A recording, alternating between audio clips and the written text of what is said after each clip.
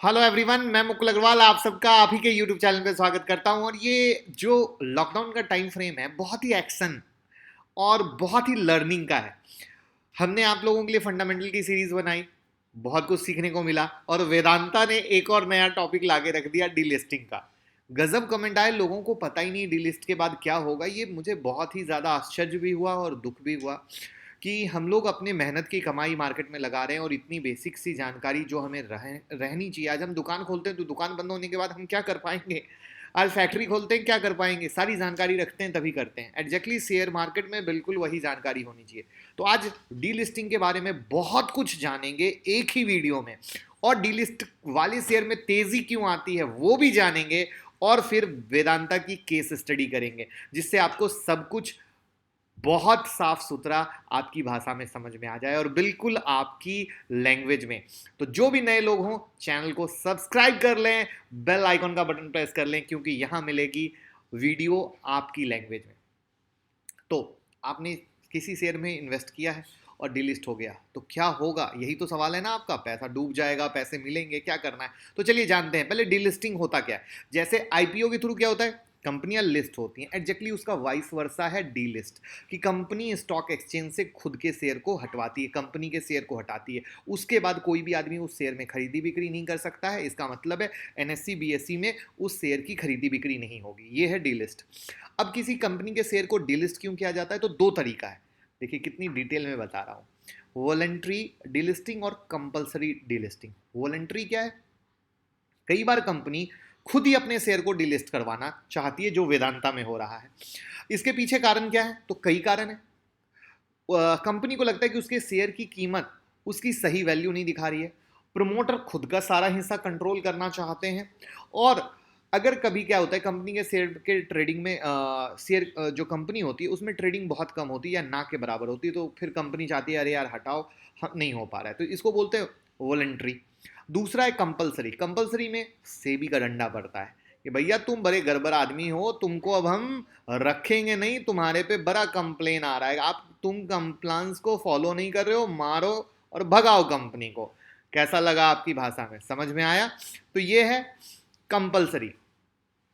अब next question, जिन्होंने invest किया उनके पैसे क्या होंगे? तो आपको जानकर खुश होगा, किसी भी शेयर की डीलिस्टिंग होने से पहले उसके निवेशक को समय दिया जाता है, और इस समय के दौरान जो इन्वेस्टर हैं उन इन्वेस्टर को कंपनी के शेयर प्रमोटर को बेच देने होते हैं। ध्यान से समझिएगा, एक महीने का वक्त मिलेगा और उस महीने में बेच देने होते हैं, ठीक है। अब किस तारीख से किस तारीख तक ऐसा किया जाता है, इसकी जानकारी अखबार और मीडिया के थ्रू आपको मिलती रहती है। हिंदी इंग्लिश पूरा बराबर से दिया जाता है, ये रूल है, ठीक है। और उसके बाद वो स्टॉक एक्सचेंज जहां से डीलिस्ट होने वाली है पूरी डिटेल आती है। अब बात ये आती है कि डीलिस्टिंग के नियम क्या हैं, करेक्ट है ना? तो अब आप ये समझिए कि सबसे पहले कंपनी को अपने बोर्ड ऑफ डायरेक्टर से डीलिस्टिंग का अप्रूवल लेना पड़ता है, और इस मीटिंग में उस कंपनी के शेयर की एक फ्लोर प्राइस तय होती है। फ्लोर प्राइस यानी वो मिनिमम प्राइस है जिस पर शेयर खरीदा जाएगा, उसको फ्लोर प्राइस बोलते हैं, ठीक है। फ्लोर प्राइस के बाद reverse book building process start होता है। अब आप कहोगे रिवर्स बुक बिल्डिंग क्या है, तो रिवर्स बुक बिल्डिंग यानी वो भाव जिस पर इन्वेस्टर कंपनी को शेयर बेचना चाहता है, यानी आपके भी हाथ में कंट्रोल है, ऐसा नहीं है कि आपके हाथ में कंट्रोल नहीं है। इसीलिए वेदांता का केस स्टडी हम लास्ट में बताएंगे। तो रिवर्स बुक बिल्डिंग का जो एवरेज वैल्यू है वो डीलिस्टिंग का भाव बनता है। अब फिर कंपनी को स्टॉक एक्सचेंज से डीलिस्टिंग के लिए परमिशन लेनी पड़ती है, और स्टॉक एक्सचेंज से परमिशन मिलने के बाद वो डीलिस्टिंग के बारे में अनाउंसमेंट करती है, जिसमें निवेशकों को किस तारीख से किस तारीख तक शेयर बेचने के लिए बीड लगानी है उसकी जानकारी दी जाती है। और इस प्रक्रिया में सबसे ज़्यादा बीड आती है, वही डीलिस्टिंग की फाइनल प्राइस बनती है। अगर प्रमोटर को वो प्राइस मंजूर है तो तब तक शेयर धारक अपने प्रमोटर को बेच सकते हैं, जिसकी अनाउंसमेंट होती है। अगर प्रमोटर को वो प्राइस ना मंजूर नहीं है तो डीलिस्टिंग नहीं हो सकती है। इसके अलावा अगर बिडिंग के समय बहुत कम ही बिडिंग आए तो भी डीलिस्टिंग नहीं हो सकती है। इस पॉइंट को ध्यान रखिएगा जो हम आगे डिस्कस करेंगे।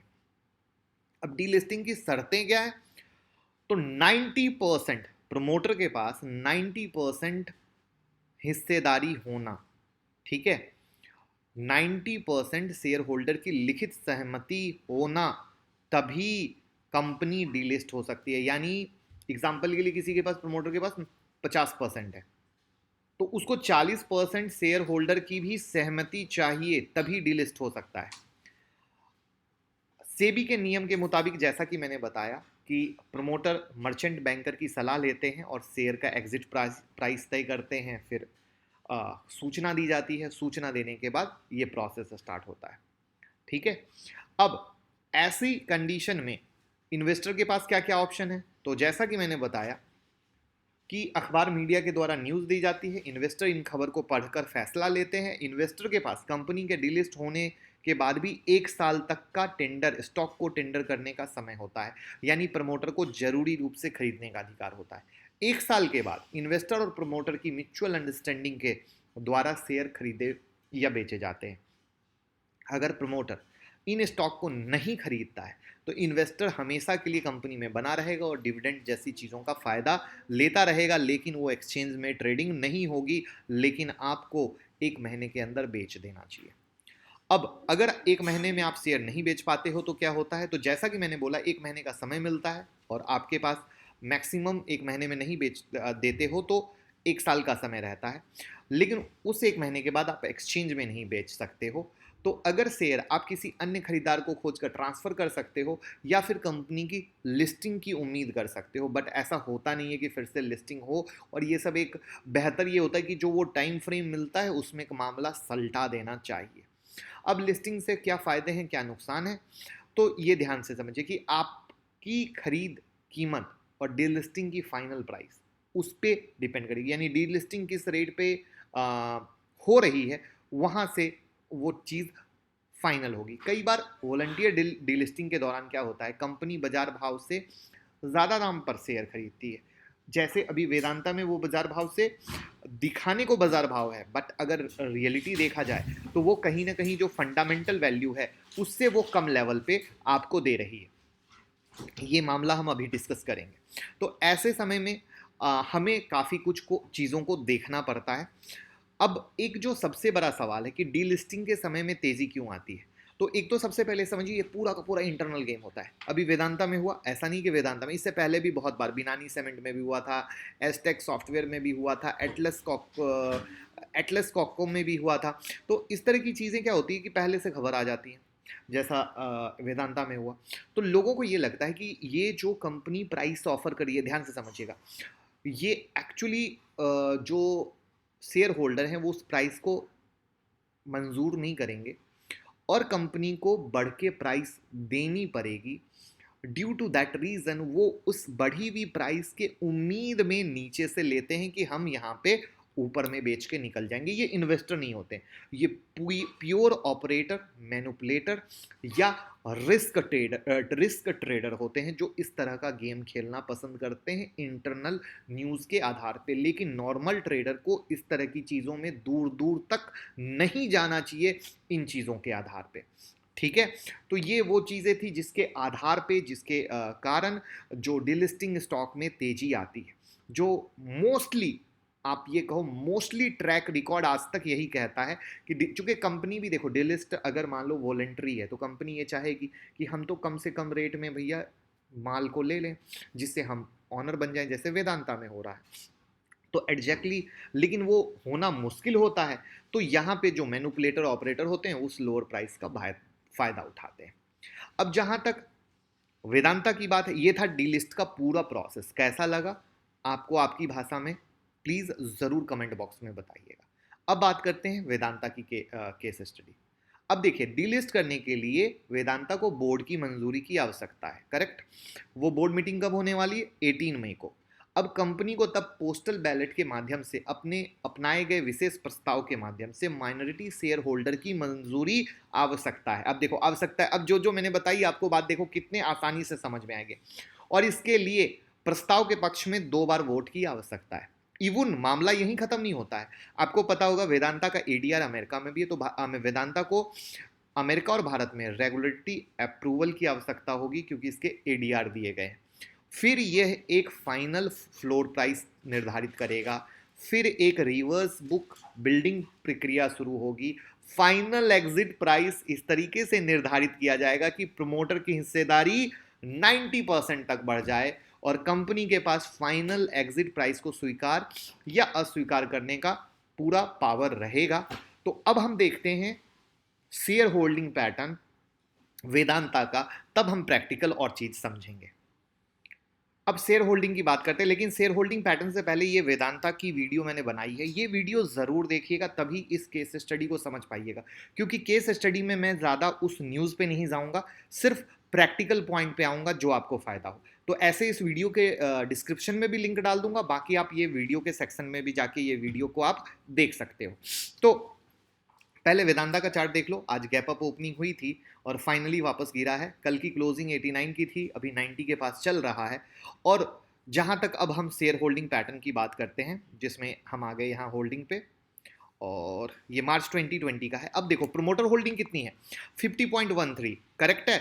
म्यूचुअल फंड की होल्डिंग कितनी है, 10.90। डीआईआई की कितनी है, 18.78। एफआईआई की कितनी है, 15.17। Other party 15.90। बहुत सिंपल सी बात बोलता हूं, आपको क्या बताया था, कितना चाहिए डीलिस्ट होने के लिए, 90%, करेक्ट है।